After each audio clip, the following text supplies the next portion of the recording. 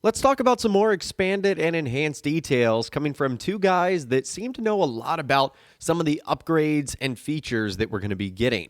And that is WildBrick142 and Rockstar Games Insider TezFunds2. So let's start with TezFunds2. He said this the other day on the GTA forum site.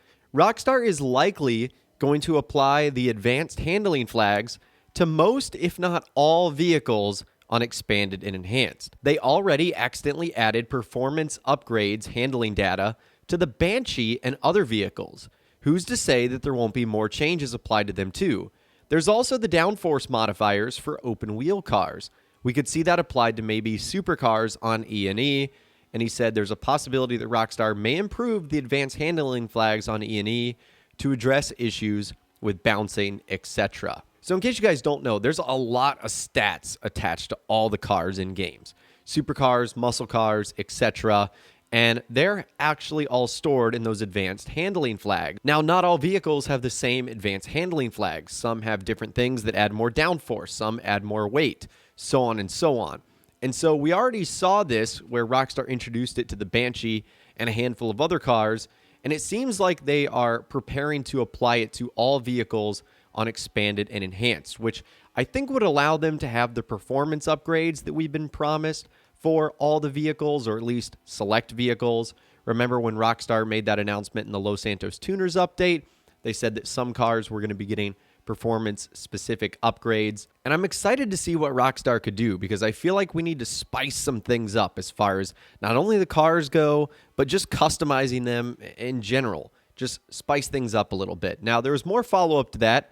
Someone said supercars already have downforce, and no way Rockstar will nerf all the cars, including the OG ones, too much backlash. The only acceptable AHF are those that make the car faster and not impact visuals, aka maybe the bouncy one for more speed. And he said all vehicles will receive top speed improvements on E&E regardless of advanced handling flags. That at least reassurances whatever changes Rockstar made won't lead to a nerf in speed. Okay, so that is good news in that all vehicles are going to get faster on the PlayStation 5 and the Xbox Series X and S. And I would suspect the reasoning for that probably has to do with the technological upgrades and hardware capabilities that the PS5 and the Xboxes will provide, which will allow the game to obviously run at 60 FPS. And I don't know all the technical ins and outs of this, but I would assume it would just allow the cars to go faster as well. So that is actually kind of cool that it looks like we're going to be getting speed boost and speed improvements on all vehicles, and we're not going to be getting any nerfs. And then he had another follow-up that said, LOL, I just realized the E&E performance upgrades, the ones WildBrick142 found, are technically advanced handling flags. Then again, the flags don't directly translate to bad handling. It depends on specific flags and whether the implementation screws up the vehicle performance. That was kind of what I was trying to explain earlier. TezFunds2 just did it in a much better way. So these performance upgrades are just going to be stuck in advanced handling flags. I would say that's the easiest way that Rockstar would be able to implement them into the game.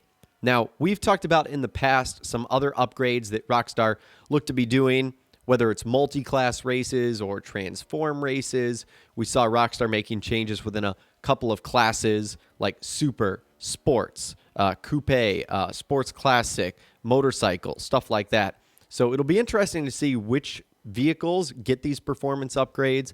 It'll also be interesting to see how they impact things like races and what will become like the new best car and whatnot. That's going to be really exciting to see when expanded and enhanced ends up arriving. And then speaking of WildBrick142, we got some information from him.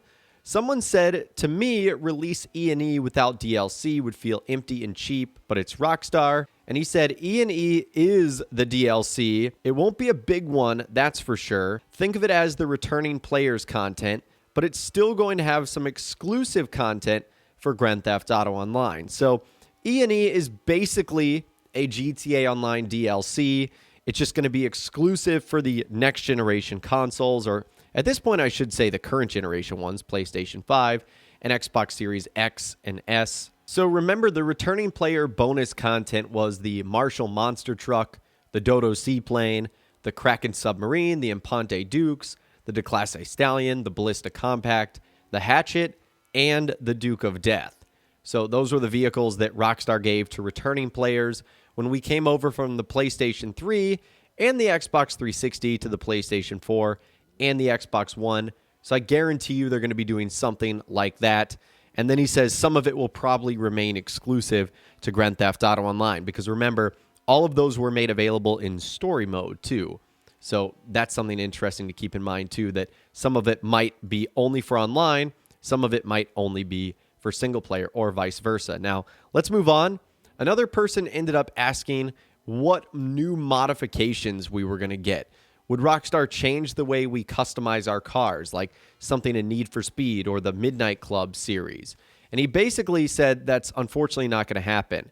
He said, based on what I saw with the new performance upgrades that can already be enabled, with the evil, scary, terrifying, game-breaking, car-running advanced flags, it's literally going to be a case of max upgrade, LOL. So instead of tacking on max EMS, transmission, brakes, turbo, you're going to be tacking on max EMS, transmissions, brakes, turbo, turbo stages, speed boost thing, the simplest car upgrade system ever. So it looks like it's just going to be one big update to the car. It's not like there's going to be a super version of brakes or a super version of nitrous or anything like that. It's just going to have one big max upgrade button, which I don't know how to implement something like that. So I can't really speak from an opinion of that sounds like a lot of work or not a lot of work. But just from my playing the game standpoint, it seems like that's an easy, lazy way out for Rockstar to add more performance upgrades. Just like one button that makes the car faster, when it would have been more fun to like customize the car and make it unique, like different tires or different exhaust mods that had, better performance. Just stuff like that would have been really cool to see. But I guess Rockstar was not about that life. And then the last thing we're going to be talking about today, someone said, so, like instead of having options between EMS upgrade 1 through 4, we only get the EMS upgrade 4 option and nothing else for all the other upgrade options. And it's not even a new level like a theoretical EMS upgrade level 5. He said, no, what I meant is that the system won't change from how it is now, where you get multiple options, but ultimately only the last one matters. EMS transmission, brakes, etc. levels 1 through 3 won't be going anywhere. So I think it's just going to add another level, like a 5th or 6th level for some of them. One beyond super, whatever they would call that, ludicrous transmission or something like that. I don't know. But that gives us a decent idea of how the car performance upgrades are going to work in Grand Theft Auto Online when this thing does eventually arrive on PS5 and Xbox Series X and S. And it might function this way in single player too, so I don't want to just single out Grand Theft Auto Online. It might work in story mode and in multiplayer as far as all the performance stuff goes. But anyways, that is all the information that I've got for you guys in this video today. Some information from some Rockstar Games insiders on how the performance upgrades in the vehicles are going to go when expanded and enhanced arrives in just a couple of months, unless a delay ends up happening, which I hope is not the case. But you guys can let me know what you think about this news in those comments down below. I would love to hear from you guys down there. If you guys did go on to enjoy this video, though, a like rating would, of course, be awesome. And be sure to subscribe to my YouTube channel if you are new or you want to stay up to date on all the latest GTA and all the Rockstar Games videos that I'll be doing here on my channel. And be sure to ring that notification bell as well. Sometimes YouTube just doesn't work, and if you ring that bell, you'll always be guaranteed to be notified when new videos arrive. But of course, as always, guys, thank you all so much for watching. Take care, and I'll see you guys in the next video.